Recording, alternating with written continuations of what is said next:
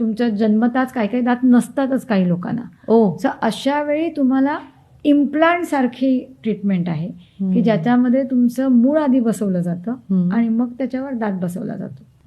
तर पूर्वी कसं होतं की बाजूच्या दातांना कट करून असा ब्रिज बसवला जायचा. असं बाजूच्या दातांना कट केलं जायचं आणि मग हा ब्रिज बसवायचा असा. ओके. आता काय आहे, असा इम्प्लांट बसवला जातो. ओके. आता हे आर्टिफिशियल मूळ बसवलं की त्याच्यानंतर त्याच्यावर पुढचा पार्ट बसवून एक 2-3 महिन्यात त्याला वरचा दात देता येतो. म्हणजे ह्यामध्ये तुम्हाला बाजूचे दात कट करायला लागत नाही. आता 3D स्कॅन आले, सिटी स्कॅन, म्हणजे ज्याच्यामध्ये आम्हाला इथे किती हाडाची उंची आहे, किती रुंदी आहे हे आधीच कळतं.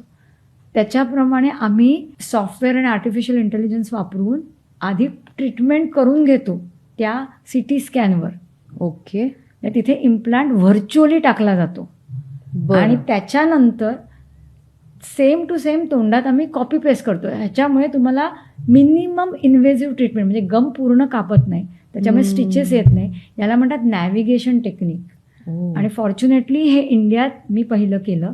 आणि ते वापरून एका बाईला एका वेळी 6 दात देऊन अख्ख्या जॉचं रिहॅबिलिटेशन, म्हणजे 12 ते 14 फिक्स दात दिले.